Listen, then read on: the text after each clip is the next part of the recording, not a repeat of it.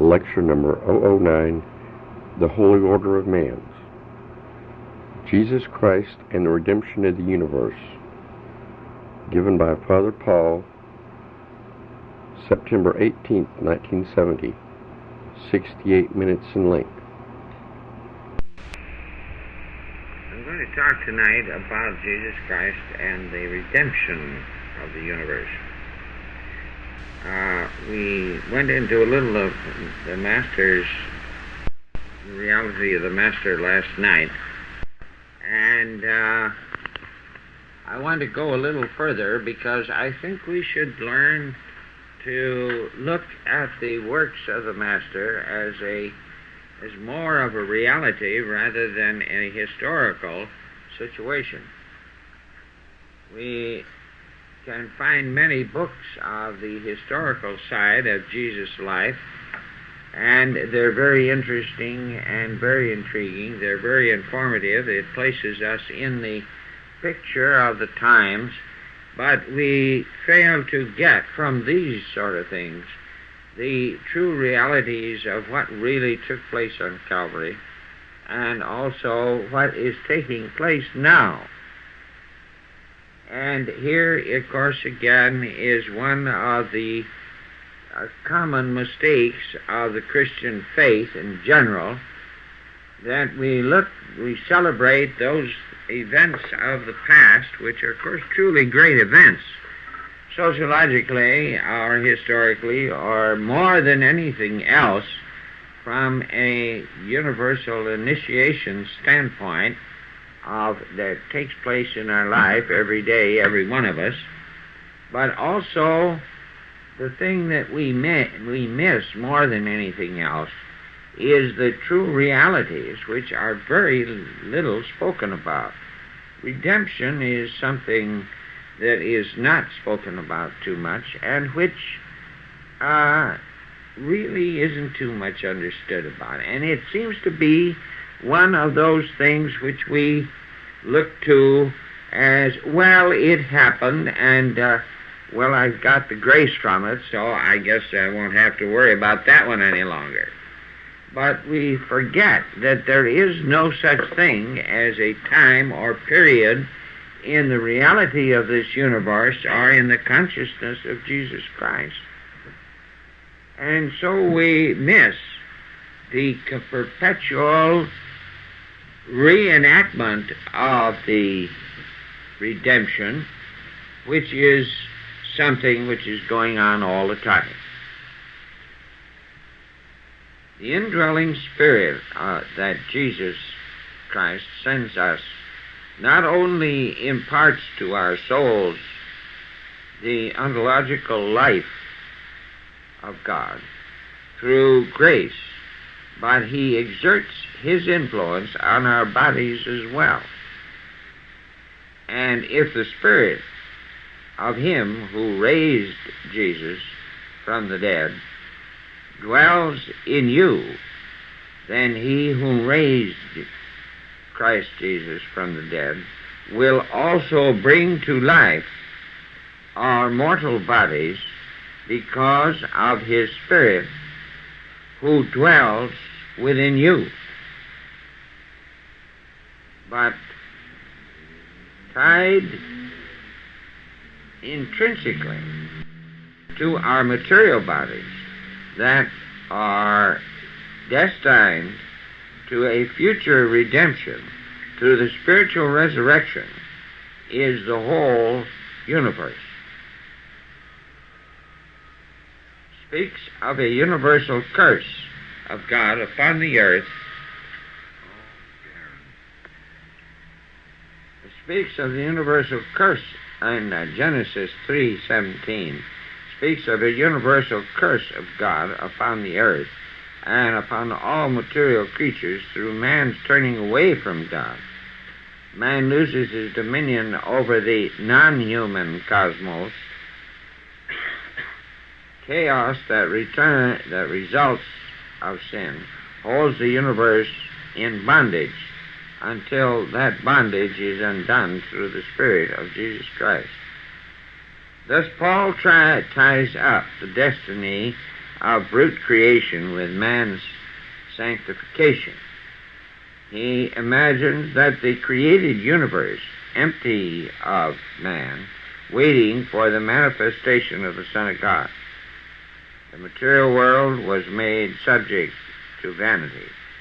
That is, it was misused by the pride of man, not by any choice of its own, but by that of man who cast the universe into the slavery of corruption by his sin. The whole of the creation is like a mother in agony before giving birth, groaning and laboring in pain until now. This reminds us of Revelations, I think it's 11, about the birth. Christ's dominion over the whole universe is pictured most clearly in Paul's later epistle, those written in captivity, especially Colossians and Ephesians. I want to go over one thing and ask one or two questions here. How could man and his error or sin or whatever you want to call it, and his lack of taking hold of destiny affect the animal kingdom? Anybody have any answers on this? Yes? Through our vibrations, we affect everyone and everything that is around. That is right. In other words, it's a pretty good bet that the reason we have such persistent visitors here in this atmosphere is because we're not behaving ourselves and keeping things straight, and they want to make sure that they are kept straight in some way or other without so as not to affect their planet and their life.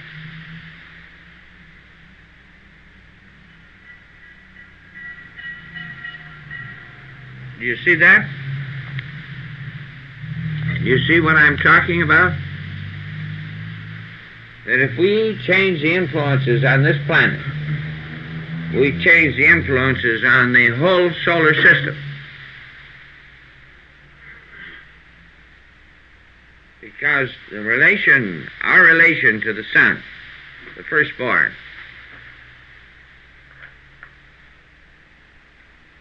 and its polar attraction to it affects all the other planets, because they have a definite electromagnetic relation and spiritual relation to us, the radiation from them. And this definitely changes the relationship of all of the planets and the people as a whole. Let any one of these planets become extinct of people, and we would have a radical change in the rest of this solar system or in the body of God. It is so hard for us to get down to the cold reality of the fact that what many of the things that Jesus was talking about as far as redemption was concerned are definitely very real and not something up here in the seventh heaven.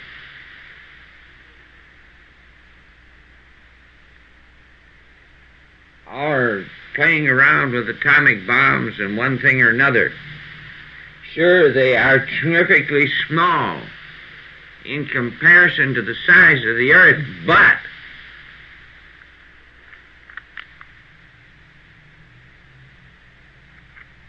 there is definite field relationship between ourselves and the sun and the other planets. Now this doesn't change for 1 minute the tremendous feeling and potential of what the Master did. Because we bring something down to cold, hard science doesn't belittle the greatness of this man or any teacher or God himself,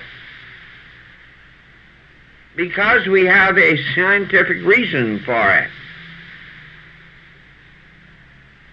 For it seems to be the general contention of most teachers that as quick as you have a reason for something, and it is proven to be scientifically accurate and correct, and you put it in this category, it is no longer part of your religion and faith. And they seem to feel that your faith and knowing the beauty of it is cut off, and that you have lost something if you have broken open a mystery. To me, it is absolutely the opposite. Because to me, to see God in action and see what our Lord has done for us here, and see how precisely it works, how precisely these things and orbs function, gives to me a greater joy, a greater confidence, and greater faith in God, in our Lord Jesus Christ, because I see it works. And it works right along every day without having to be wound up each day.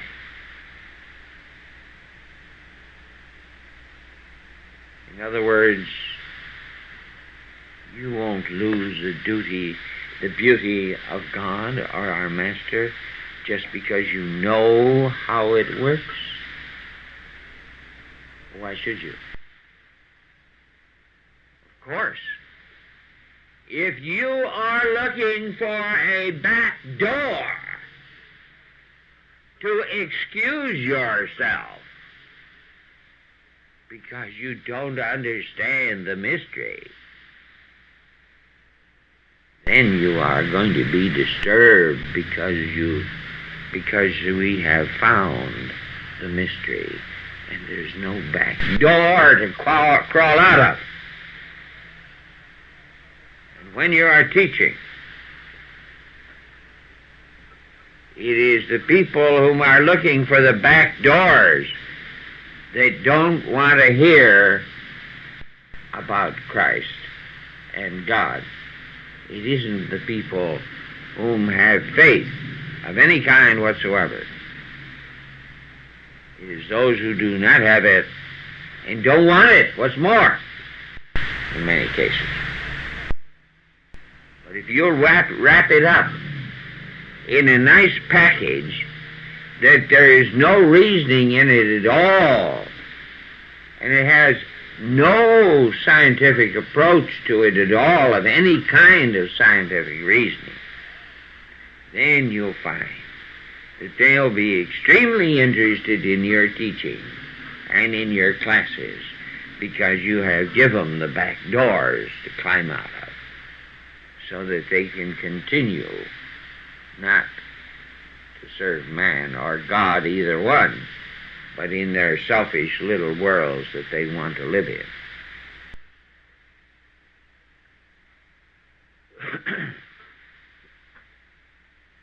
Questions? Yes. Doesn't the Master perform this function of relationship, of maintaining this balance in relationship with the other planets and for the Earth? Primarily, I mean, by being Lord of Earth, doesn't he by being a mediator. He's a mediator both ways, I think, so to speak. Yeah. But So you he's, see, he cannot. doesn't he? Yeah, but he cannot interfere with the law of karma. No, in that within respect. him, the law of karma operates, does it not? Oh yes, very So good. it's transmuted in relationship to the other planet. No. It's transformed, isn't it? If we let off 20 atomic bombs in the next 20 days, this Earth's going to feel it, and Jesus isn't going to do anything about it. Well, I realize that, but I'm talking about in respect to the other planet. Yeah, In that's other right. words, does he not have an effect on it? Well, he does in the way that he helps to give balance to those that will draw from the power from him consciously and will accept the help. But he doesn't, huh? I'm speaking of his function in the solar system with respect to the other planets. Does he not have maintain the Earth's relationship with the other planets, in spite of what it's done within his being, within the You mean, does he keep the Earth in its proper place? proper perspective, or whatever the word is, Yeah, well, regardless of what we do within him? no. He has no function there whatsoever. He does not interfere with the karmic law. Well, I know, but but I'm not asking you that. Yes, you are. All right, I am, but I don't understand how you've answered it then. I'm asking you with respect to the other lords of the planets, does he Yeah. maintain a certain Let me put it this way then. No, I wasn't laughing at you, Chris. I was just laughing the way these two things come together and form my hypothesis. The Earth has an influence on Venus, Mars, Jupiter, and so forth, and so that they have upon us. through Jesus Christ, though, right? The flow is through them. Yeah. Yes. But it takes on his aspect. In other words, it's like No. it takes on his personality, doesn't it? No, No? no, Is he the because soul of Earth? if this were true, then you wouldn't be able to cast an astrological chart. Well, doesn't it take on, isn't he the soul of Earth? That might be, but he is not. He is the Lord of the earth. But Yeah. if this were true, there'd be no such thing as astrology. Well, I know, but how do you explain that this is perfectly clear facets then? It doesn't take on any of his traits? Not his traits, Well, no. all right, I'm looking for the right word. Any of his, No, I know what you mean. aspects? Or does He- have control over this? If you receive direct from him, you can take on these aspects. No, not me personally, but I'm talking No. about the influence of Venus with respect to the Earth. Well, the influence of Venus will be just what they are. They'll have nothing to do with the aspects of Jesus Christ himself. Well, when they, for the time They'll they get to affect the earth and the earth people. the same way they would without him, if he were not Lord of Earth. That's right. Well, there's something in there that I don't. Hmm. Yeah. He's a channel, but because he's pure, there's just a channel. There's no personality that goes along with it. Because the entire astrological chart is a map of the potential influences of the planets out there on us. Well, at what point do you lose your personality? Did he lose his personality when he went through the ascension? No. Well, then if he has a personality, this is his soul. This is in his soul, is it not? Yes, but it doesn't have to affect us. Well, in other words, he can. I have a personality, Yeah. but you do not know my personality, or I would not permit it to affect you. Well, how do you express through the self express through the soul without coming through your personality? Because it's clear, it's light. It's clear. All right, then. Well, what happens to your personality? My personality, most of it is Not wrapped yours up in... personally, but person. Well, that's all right. Mine personally. I've given up all my feelings about things. Yeah, well, I'm talking about your past experiences. Is that part of your Past experience has been amalgamated into the reality of what I am. And these have become pure in terms They have become me now. Yeah. They have become me. That they There's are no there. difference between the function through you and through anybody else who was, let's say, wherever, Mm-hmm. you are. No, yeah, it's all right. Well, I'm trying to understand this. Yes, I know you are, Chris. What I want to say is this, that I have paid my karmic debt a long time ago. So, I have given over to service in its totality. I'm trying to see function in So, terms of physics, what this has to do. What has happened in the past, all is there is just a record of the reading of it, This the is history. Akasha? Yes. And it is in the soul, too. But, well, which is Akasha in this sense.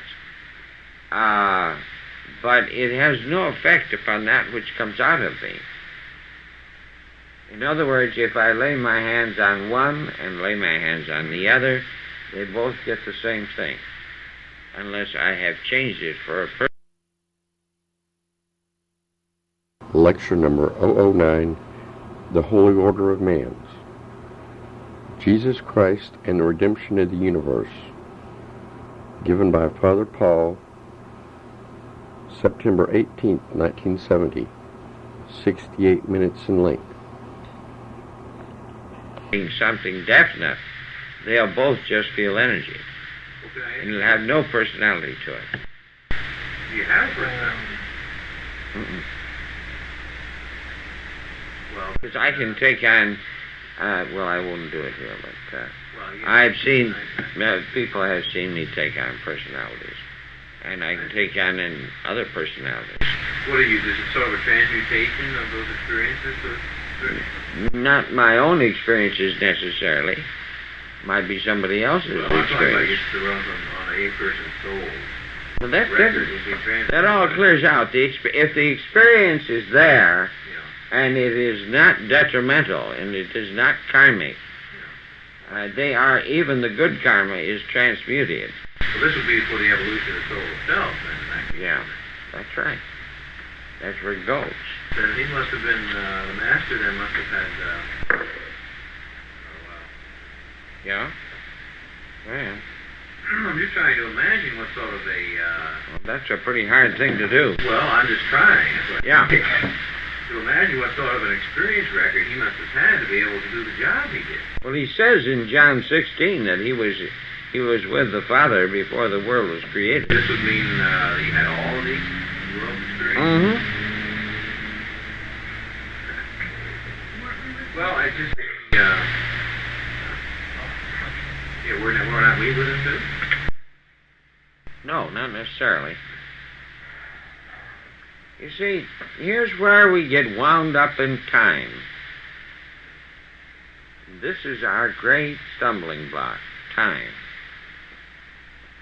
You could spend 10,000 years out in space, out there, by yourself, if you could stand it, if you could evolve to a place where you could stand it. And it wouldn't seem any longer than a week here. If that. Yes.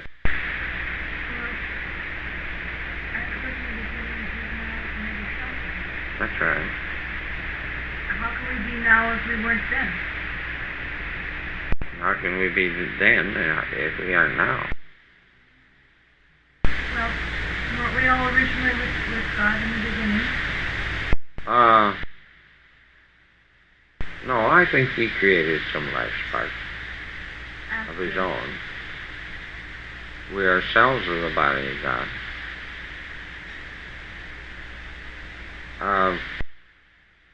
There are life waves of beings that start in their course of evolution. That's where the ape comes in, you know. That's why Darwin had so much troubles that when he started, he found the ape, and he thought he had the link between man and the monkey. And of course, he had something, but he didn't know what he had. He'd found the orangutan, which is the great ape. I forgot the scientific name for it. Anyway, which does all of these things and mimics man. And consequently, he thought he had the tie. Well, it was just the other way in reverse. What he'd found and discovered was the close reality to man in the orangutan, which had some of the spirits that had been left behind from the advanced life wave, and they'd retrograded so far that they had taken their animal bodies to stay within the life wave itself until the other one came along. And then they would incarnate as people again. Yes? Well, I was just going to ask the master,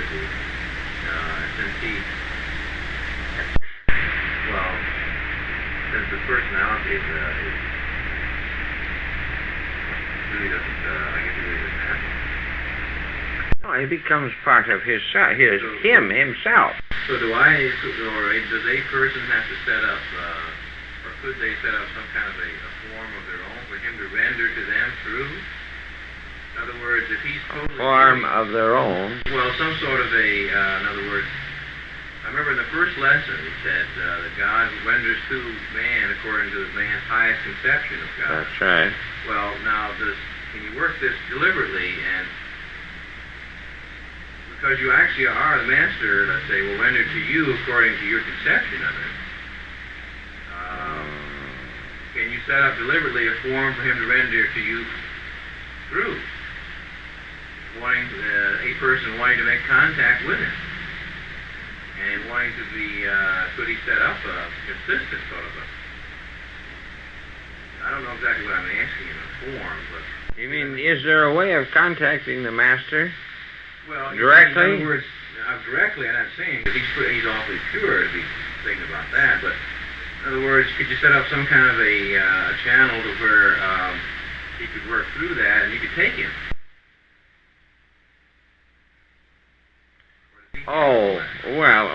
This is done very simply. It isn't really setting up of a channel. You raise yourself up out of your consciousness, and your body, spiritual body, out of the realm of the physical, and then just before you do this, you ask the master to come in for a purpose, and you'll move out of your physical body, and you have no problem. Your consciousness, or you? You. Well, yeah, what if you're not ready to do that, Father? Well, you can, if you have good enough faith and prayer, it's possible to draw him to you. What if you don't at that time? Is there some other ways you can, without raising up out of your physical body? Could you, That's the way in which it's more easily and safely done, let's put it that way. You can ask him to come in, and a great many times he will. No question about that. Well, then, but he'd have to kind of, that would hurt, wouldn't it? No. He'd have to get then. No. All he do is just project his own image, that's all. Well, could you say... You could see it.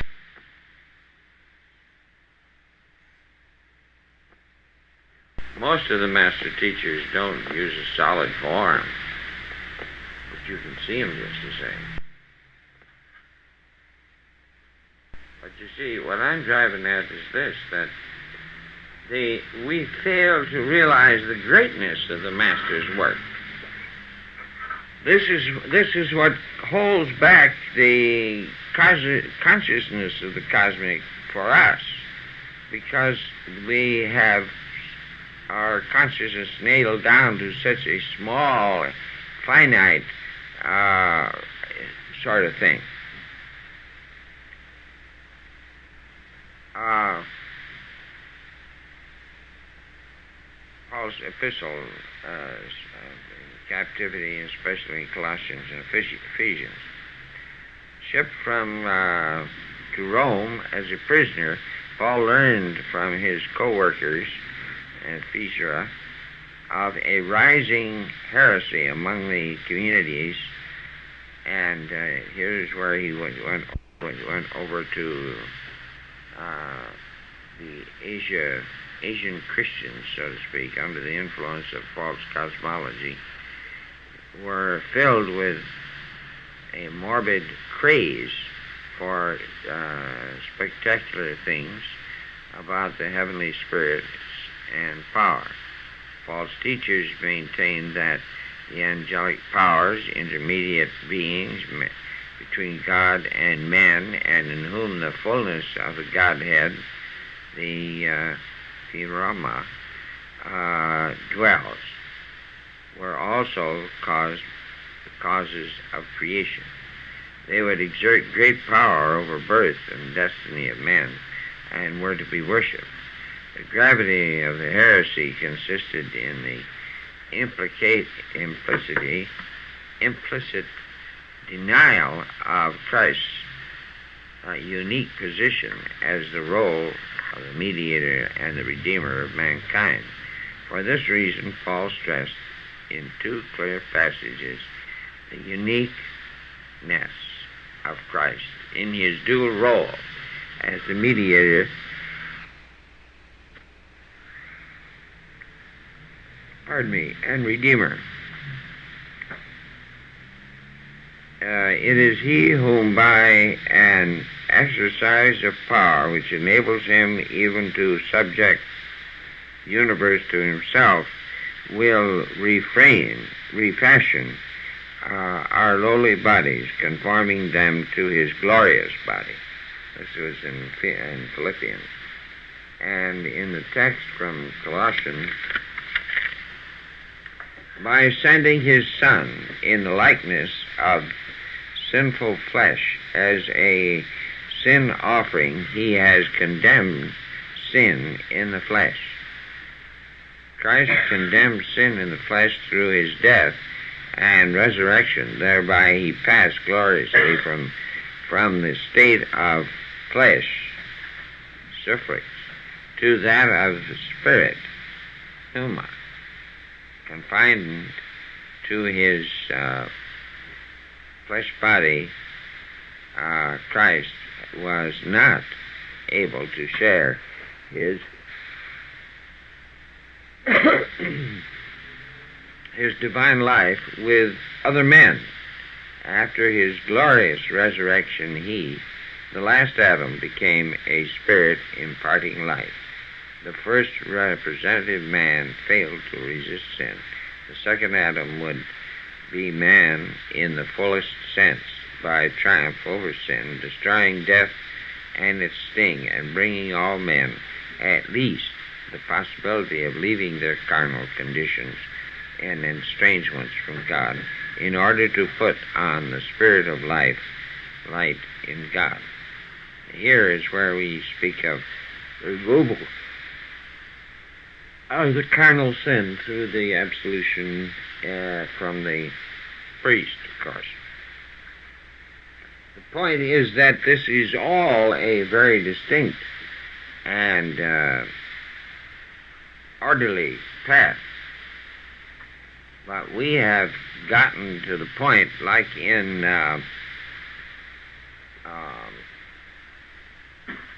Christian Science is one, and then religious science is another.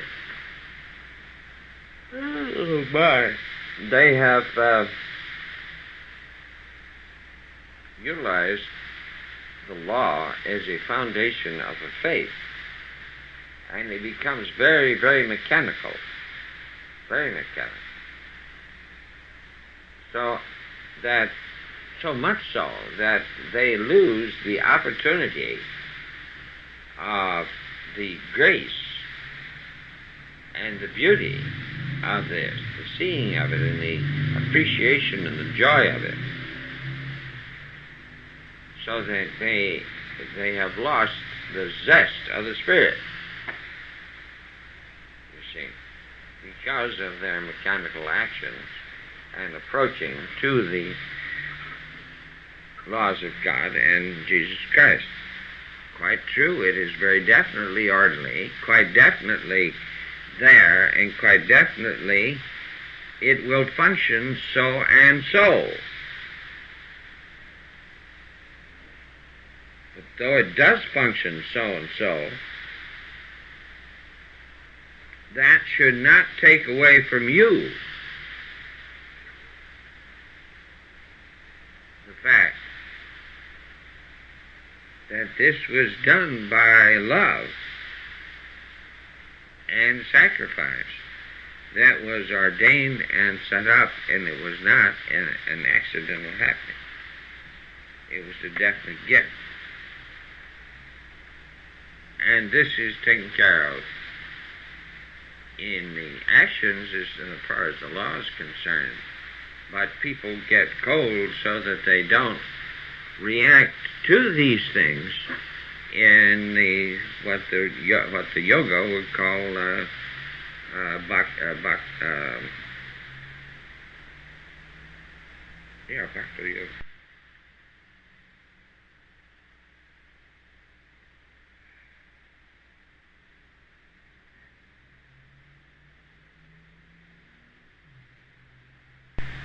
Question? I see enough of them. I don't know whether you're going to talk about it. Sometimes I keep feeling that I'm hitting over your head somehow or other.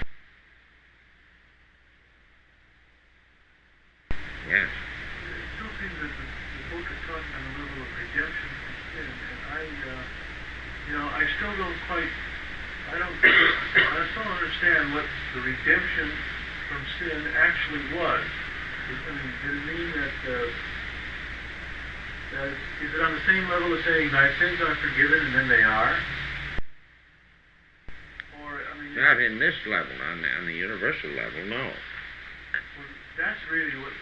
On the universal level, this is saying that Jesus is saying that he came here as Lord of Earth, and he is making corrections to the Earth's atmosphere, to the Earth's magnetic fields, to the amount of the pure sunlight that he's able to let in, so as to bring us back into balance. This is redemption, because it makes it possible for man then to go on living and get his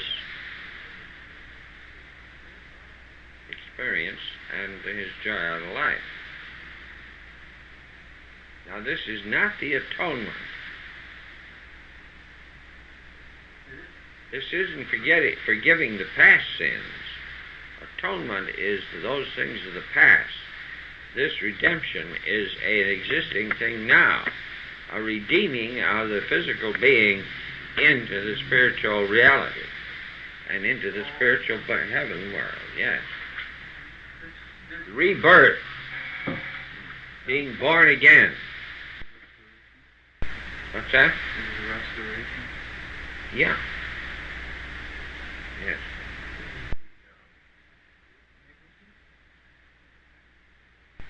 Oh, yes, it's there, but this is a worldly thing now. This is the world itself we're talking about. This is universal, yes. I remember reading a magazine article about the Van Allen belt, around first. Yeah. During the period of years, and then calculating 10,000 years, that the wrong rays that were coming into the Earth because of the Van Allen belt. This is the evolution and redemption of Christ taking place. That's part of it, yes. Yes.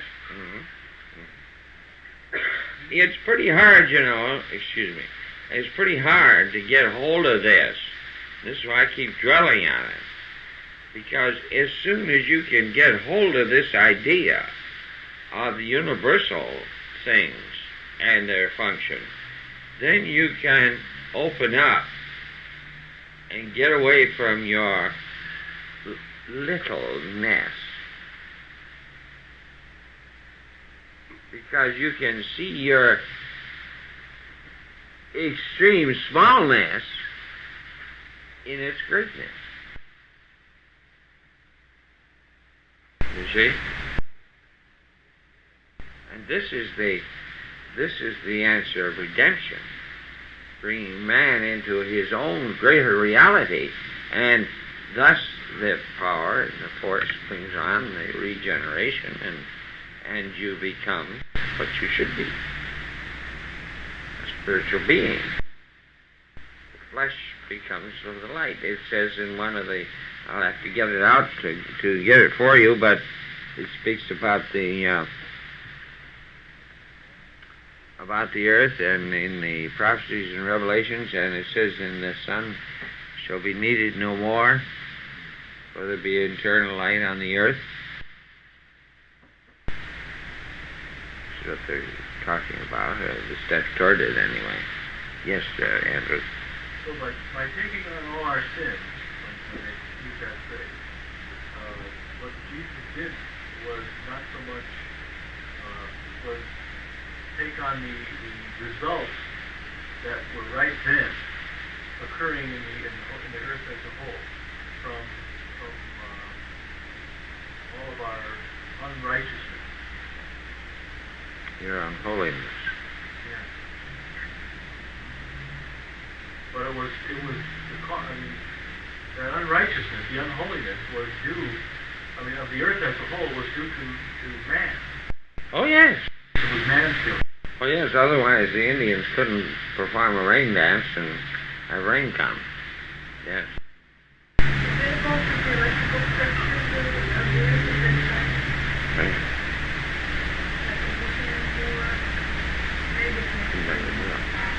Less potential. Yes. Did something happen in each individual soul? Of all the men all of mankind that was living on earth at the time, did something happen to them instantly at that moment, or did or was a pattern set up, or these adjustments that were made, did they affect? Well, outside? they were made and they are made. They were and are, because they're still going on in some men, some people. And if you realize that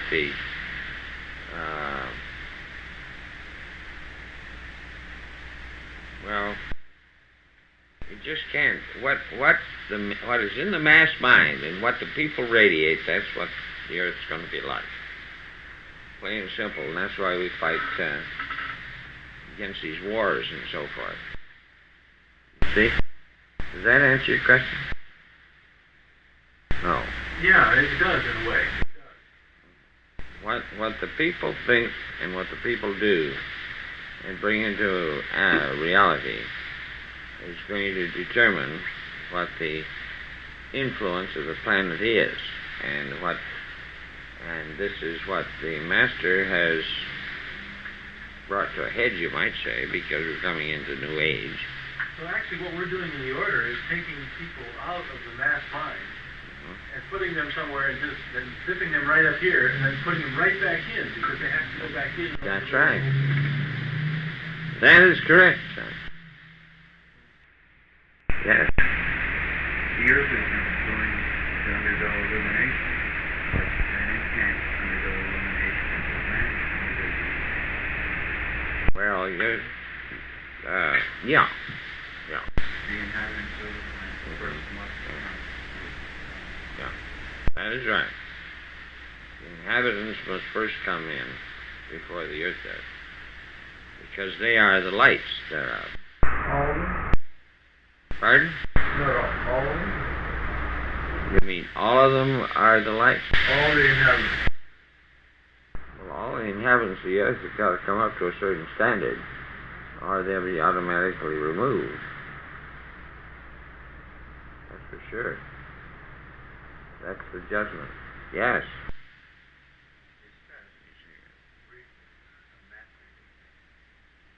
What's that? Discussed briefly in that.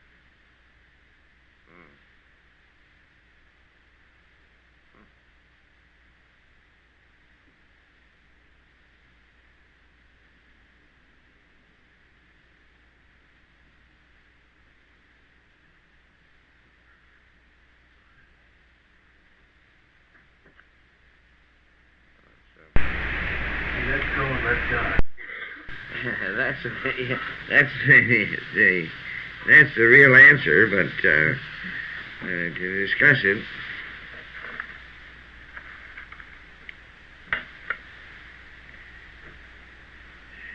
Well, he's one who follows the way of teaching the people from one incarnation to another.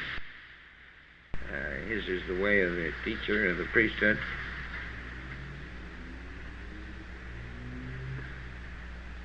He has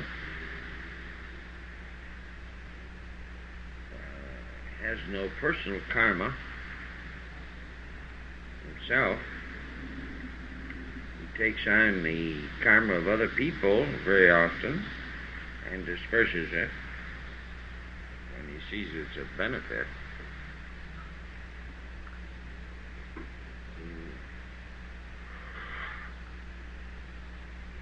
Once you ask him for help, he's bound by the rules of the order, by the rules of the masters, to give help according to the lord of the planet on which he's working. He is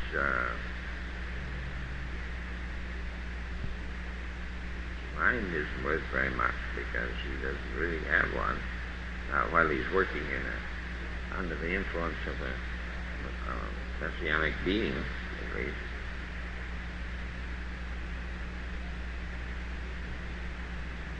If he goes where mind is useful, extremely useful, why he would take on that aspect and use it. Has the ability to leave his body when he pleases. He's able to use the four elements, creation. He is the pool in the taro. In that sense.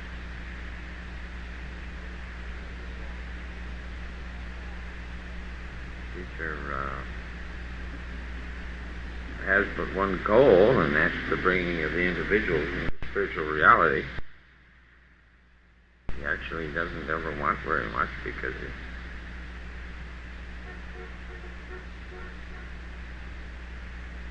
he really doesn't have anything to want here because he really doesn't live here.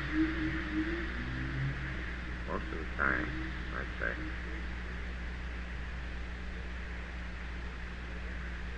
Maybe in a body, but that's no particular criteria where he is at the moment.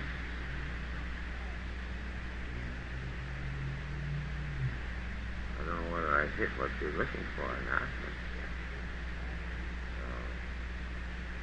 you can set the pattern of a man's life so that they will get straightened out.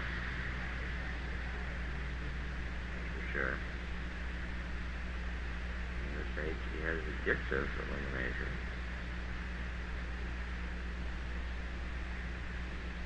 He's willing to pay the price for it, given.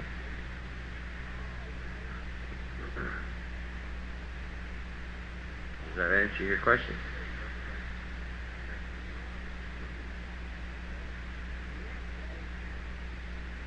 There might be a few things I've left out, but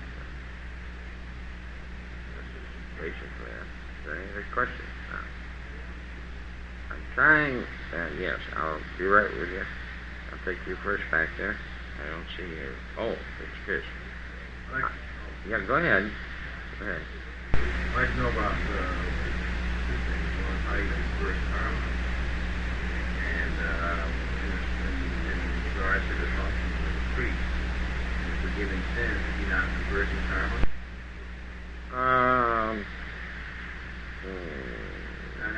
But what do you do with with the energy? How can you take the energy, which is, this is the proper way to see this, let's say, what did the master do with all the energy that he gained from taking on all that karma? What did he do with it? He just reversed it into the earth, yes. Did he use this somehow with respect to the earth's illumination? That's right. Well, how you disperse karma is something that I have no right to teach you, Chris, now. Well, I'm just wondering if I'm talking to somebody who's asked for forgiveness, and I say, okay, I give them something to do, which will sort of open them up, give an indication if they're really mean it, plus I'll give them another pattern to replace, to fill the vacuum with, or at least open up a way from fill that vacuum. Well, that you don't have to worry about in that case. Well, that's the Lord. You see... What am I going to do with the sin? Don't worry about it. Am I taking it on me? Feels like it sometimes. Well, that's because you are thinking about you doing it. Well, you are... Watch the thing going on. You are... Kind of see it. You are a priest, and when you do these things under the mandate of the Lord Jesus. And so that you are doing this under the orders of the Master himself. When you do things under his authority, why, you are functioning so that it will be converted. In other words, it's not your problem at all. You don't take on problems. You shouldn't anyway, not as a priest. You shouldn't as a priest. Of course, what you're probably doing is you're feeling what the individual feels because you've opened up that close to them. You don't have to, because all you have to do is disperse it. Well, I don't know how to do it the other way, I don't think. Unless I just said it'd be done.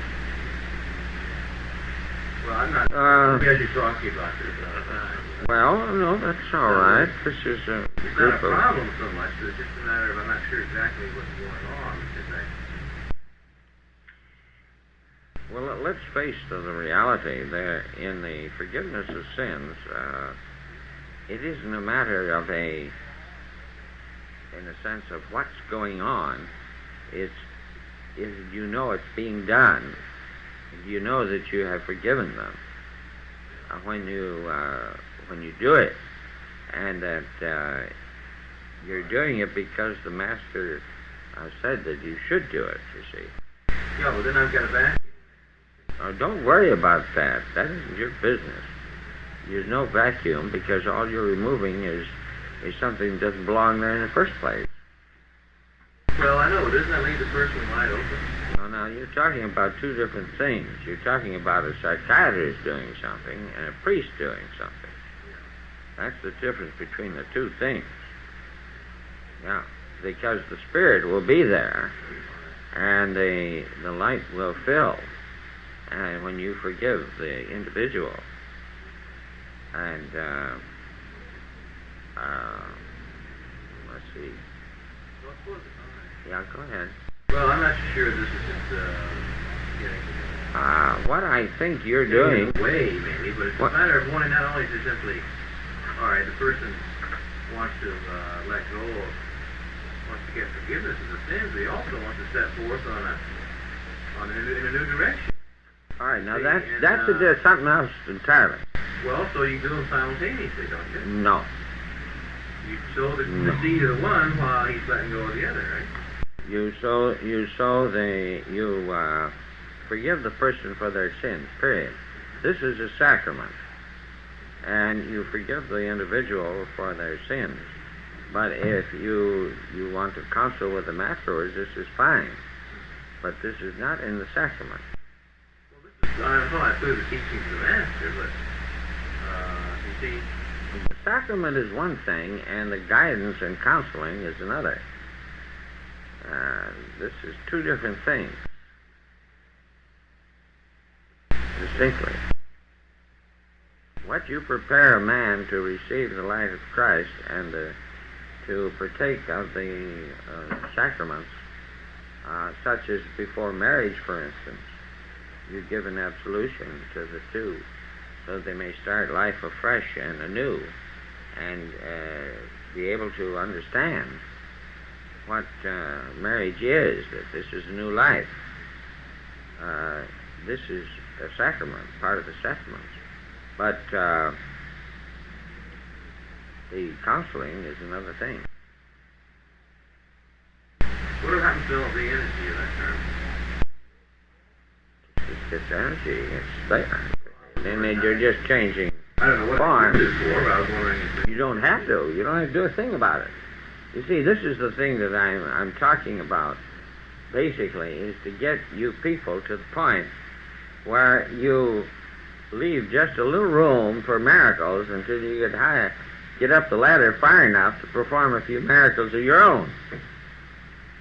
Now, this sounds very strange, perhaps, to you, but you see, you are losing sight of divine authority and the edict, which is there in your ordination. This is where it sets, really. I just sometimes see this happening. You mean you see something rising from the person? Well, yeah, or a picture of something. Well, a picture of something. Well, this is, you're just sensing what the actual situation is. Well, it's all right. I think you're seeing the action, the function of it. You see it blotted out, and that's it's blotted out then. That's all there is to it. But then, I don't know. No, you are not going to do it, Chris. I know that. I didn't say I was going to remove it, Father, but here's the energy. Yeah, well, so what? It's there anyway. Yeah. There's no matter what happens in this world, if we dissolve a mountain, the energy that's released is still here, and it is still accessible, and will be here continuously, because this is the form and pattern of creation. And that isn't going to change. We take and put things in the test tube and dissolve them into their atomic form or electronic form sometimes, usually atomic form in the test tube. But that isn't changing anything. The base elements are still here. They're accessible, and that's it. You're not changing. You're not going to change at all yet. You're not just dispelling it, so to speak, into the absolute plane. No. You're actually transmuting the condition. You're releasing the energy, period, and removing the vibrational pattern. You're changing the vibrational pattern if you wanted to come close to it in technological form. In other words, You're bringing in the Holy Spirit. Yes.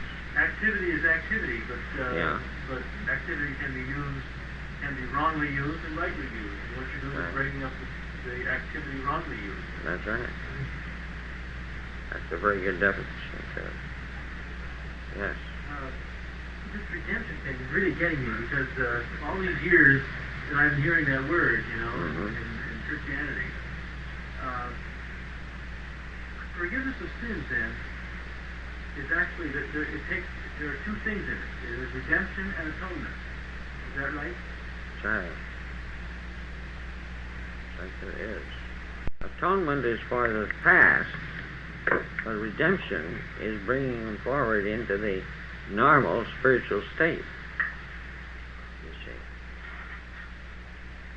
Now,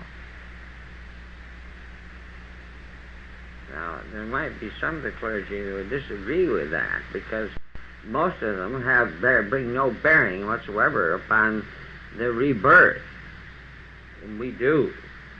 But redemption brings us to a point where rebirth can start to take place, you see. And through the sacrament of the Lord's Supper, we gain a spiritual essence so as to begin to take on the new life and the new light. And as quick as the new light starts to come in, really, why, then we start on our period of regeneration. Now, the one thing we mustn't do, because if we do, we get off the track to what might be called, now, this statement is right. On the other hand, it doesn't deny the reality. I made a statement a few minutes ago that the mysteries which you could find the answer for in a orderly system of the creation and the elimination of certain things, like in the sacrament of penance and all that sort of thing. But don't lose the feeling of the divine grace. And this is what I am particularly interested in Reverend Chris's questioning, that I have to say, don't lose the sense of the divine grace, because if one does, then you have nothing but the cold function, and we don't gain what we should by it, because the grace in itself, knowing, does bring us epigenesis, which is the real grace. You understand me now, Chris? In other words, be able to feel it, be able to know it, be able to accept a little room for miracles. Well, you do that when you put yourself in a person's place, so to speak. Well, you don't have to put yourself in the other person's place. Not literally, but you know. Well, even I would never do this personally. It is necessary, really. Yes. Particularly the first we talked about, identification is one of the worst things to overcome in mankind. Yeah.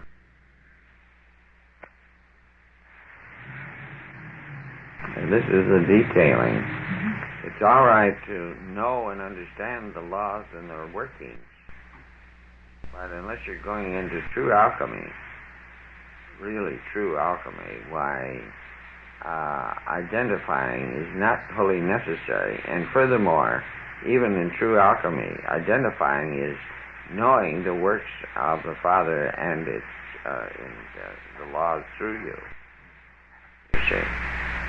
Well, it's sort of a sensing of what's going on while it's taking place. Well, I mean, alchemy is just what I'm talking about. Yeah, I know. Yeah. Yes, that's right. But, it's not a matter that you're directing it. It's just going on. You're watching it from away. I would say this, that a person is a lot safer if when they're in the confessional or giving a confession, if they just keep their mind attuned to the light and the divine reality of this other individual and grant the absolution. If it isn't a karmic condition in itself that they brought over from the last life or something like that, why then just keep yourself attuned to this. Yes. And when he passes on to this planet, and it so happens that his body is transformed into light. Body, does the energy of his physical body remain in the vibration level of the earth, and he pass on to a higher vibrational level than the well, the regeneration is when it takes place. The physical energies become elevated, the vibration of them, so that there is a transformation. Don't you remember when Jesus came out of the tomb, And Mary, I think, was met him, if I remember right, in this. Mary Magdalene, yeah. He said, "Don't touch me. I have yet not completed my." You said so, just stating facts that if you were to disintegrate a mountain, you said the energy would remain. Oh, yes. The mountain wouldn't be a transformation. That true for the body would transform into light also. I said the energy remained. Now, I didn't mean right where the mountain was, but in the Earth's atmosphere, yeah. So the body's energy would remain in the Earth's atmosphere also. No, this is a transmutation, transmutation, yes. The cellular structure of the body would become of a much higher nature, you see, and it would be life. And so there wouldn't be any of the old physical left. We'll call it old physical anyway. Yeah. Now there was somebody had a question, yes. This is Curly. What, I don't know why I knew what this is, but is a person who has like a photographic memory, is this anything to do with karma? No, not necessarily. Or is it just, would you Only explain thing that in terms of how you would deal with it? What? A photographic memory. How you use it. I'd say teach them how to keep their mind quiet. Yeah, but anything you look at, then now is this, I mean, how does this work? It's just retention, that's all. Seeing the thing that's really there. No, but I mean, I've met people that can recite, 150 pages of telephone directory. Well, They just look at it and they have the whole thing. have they been able to find the light yet? I started wondering, Yeah, well, I'm going to tell you one thing. That's a tough number to bring into the light of Christ. He's really tough. Imagine him doing the orders, right? Yeah. That's now you got something. I just wondered whether that was, if something had to do with, whether that was karmic. I don't know here, but I feel that there is a reality that we haven't grasped yet.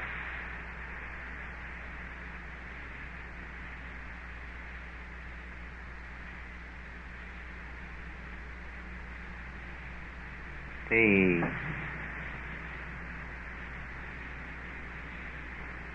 thing that many times leads us astray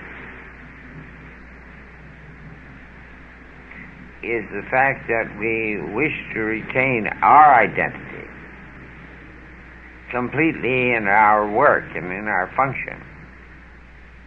And when we try to do this, when we have actually come to the door of realization and the veil has been rendered, and we start to work with the self, we have to remember that we are not of this world. We have changed. And this is why a lot of people, some people at least, when they go out, most all of them feel the difference. In fact, all of them do feel the difference between living out there and living in here. Because the vibration out there is not like the world they're living in, but like the world here is the vibration which they're used to, because here we are recognizing the reality of finding the God Self, and we find that it functions, and therefore this pattern of vibration is acceptable to us, acceptable to them, and acceptable here, and therefore you have a unity of mind, and they can live under this a lot better than they could if it were not so. And it is so that there is more of the unity in people whom have gone through realization, or I don't mean through, but have had the door opened and started to use it, than there is when they came in, because they realize that they are actually a part of the body of God if they are fully functioning as they should be. All of these things stem back from the point of the human flesh body and its senses giving up to that which is divine and which is particularly acceptable to the individual who is striving and has put his foot on the path. Here is where Jesus said, "Lest ye be as little children, you cannot enter the kingdom of heaven." And actually, the less you think, if you are not functioning with man's laws and ways, the better off you are. Because what you used to enjoy by actually pulling apart and analyzing, you now will enjoy through the vibration of the things that are created around you or come into your consciousness, come into your existence. And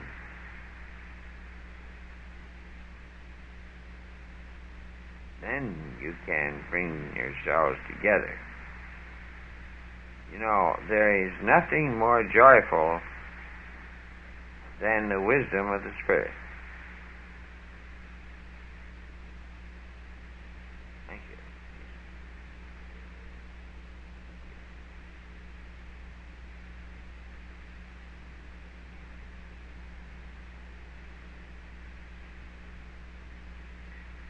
Give it room for miracles. Give it room to understand. Don't be afraid that the Master is going to take too big a hand.